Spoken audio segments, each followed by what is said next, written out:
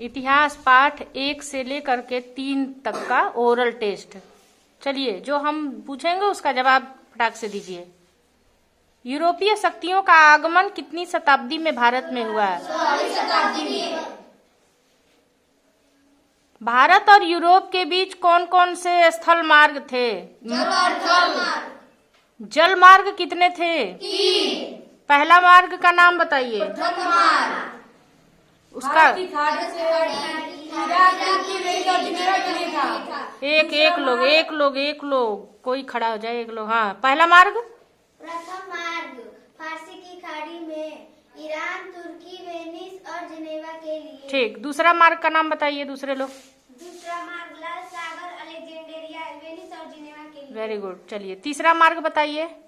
मध्य Asia, मिस्र और Europe के लिए। ठीक है। व्यापार का मार्ग एक था जिसको तुर्कों का आगमन होता था, उस जगह का नाम बताइए। कुस्तुतुनिया। नए मार्ग की खोज के लिए यूरोप के कौन से नागरिक भारत की खोज पे निकले थे? कोलंबस। उन्होंने किसकी खोज की? अमेरिका की। अब दिशा को ज्ञात करने के लिए किसका प्रयोग किया जाता था? तुतुमा। और यूरोप के राजा का उद्देश्य क्या था भारत में? अपना धर्म बढ़ाना, धर्म का प्रचार करना। भारत की खोज किसने की? वास्को डी गामा भारत में सबसे पहले कहाँ पहुँचे? कालीकट बंदरगाह पर। कहाँ? कालीकट बंदरगाह पर। वह पुर्तगाल के नाविक थे। हाँ। भारत में सबसे पहले यूरोपीय व्यापार कौन करने आया? कौन? तेज बोलिए, जो भी पुर्तगाली। हाँ, बोलिए तेज और खड़े होकर बोला करिए। वास्को डी गामा किस देश के निवासी थे? पुर्तगाल के। मुगल बादशाह जहांगीर के दरबार में आने वाले प्रथम राजदूत कौन थे? ठीक है, वेरी गुड। व्यापारिक कंपनियां कितने सन से कितने सन तक स्थापित हुई भारत में? व्यापारिक कंपनियां 1600 से। ठीक है। व्यापारिक कंपनी का कोई अर्थ बताए। व्यापार कंपनी का अर्थ था कोई लोग आपस में हिस्सेदारी लगाते थे और सामान बेचते थे, उससे जो मुनाफा होता था आपस में बांट लेते थे। Very good.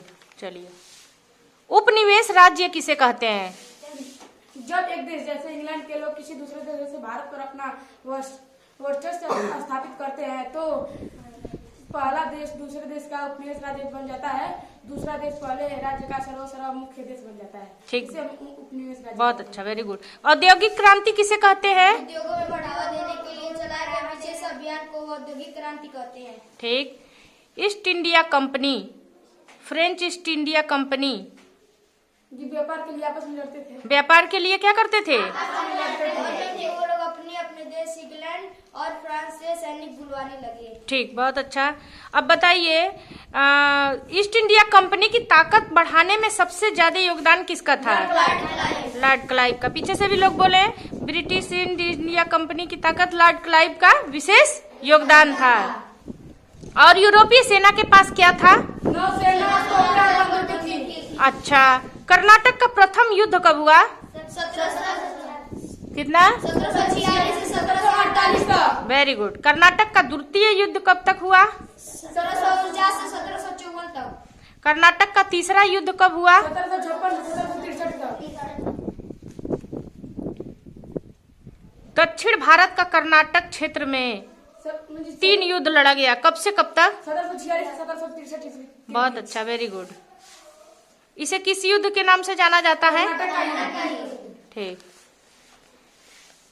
अलीवर्दी खान की मृत्यु कब हुई?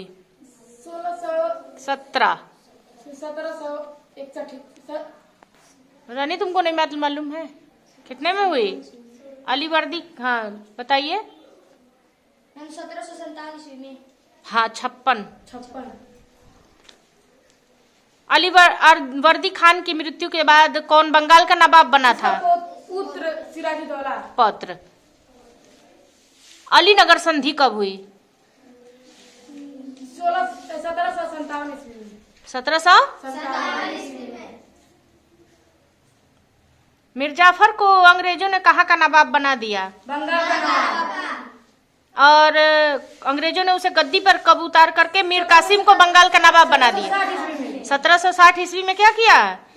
मीर कासिम को बंगाल का नवाब बना दिया और मीर जाफर को गद्दी से हटा दिया। अब बताइए बक्सर का युद्ध कब हुआ? जी बक्सर का युद्ध 1764 ईस्वी में। Very good. किसके किसके बीच हुआ था? जी है मीर कासिम और अंग्रेजों के बीच। हाँ, इसमें किसकी जीत हुई थी? अंग्रेजों की। ठीक है। प्लासी के युद्ध में अंग्रेजों का नेतृत्व कौन किया था? क्लाइव ने। कौन सा? क्लाइव ने। हाँ, लॉर्ड क्लाइव। मुर्शिदाबाद से मुंगेर अपनी राजधानी स्थानांतरित करने वाले बंगाल के कौन से नवाब थे? ईस्ट इंडिया कंपनी ताकत बढ़ाने में किसका योगदान था? ईस्ट इंडिया कंपनी नील, कॉफी, चाय बागान कहाँ लगाती थी? प्लासी का युद्ध किसके किसके बीच हुआ? हाँ, किसका? और क्लाइव के बीच में। ठीक है। बक्सर के युद्ध का कोई महत्व बताएगा? बक्सर के युद्ध का भारतीय इतिहास में बहुत बड़ा महत्व है। इस विजय ने न केवल मीर कासिम की शक्ति छीन नहीं कर दी बल्कि तेज बोलिए। की आर्थिक स्थिति मजबूत की। जहाँ प्लासी की जीत ने अंग्रेजों की आर्थिक स्थिति मजबूत की, वहीं बक्सर की जीत ने अंग्रेजों के पैर भारत में और मजबूत कर दिए। बहुत अच्छा, वेरी गुड। विलय नीति का संबंध किससे है? डलहौजी। पानीपत का तृतीय युद्ध मराठा संघ को पराजित किया किसने? अहमद शाह अब्दाली ने। ठीक है। प्रथम आंग्ल मैसूर युद्ध किसके किसके बीच हुआ था? जी अंग्रेज और हैदर अली के बीच 1767 से 1769 ईस्वी के बीच। पीछे से भी बोलिए। टीपू सुल्तान ने श्रीरंगपट्टम की संधि किस किस में की थी? किस सन में? जी 1792 ईस्वी में।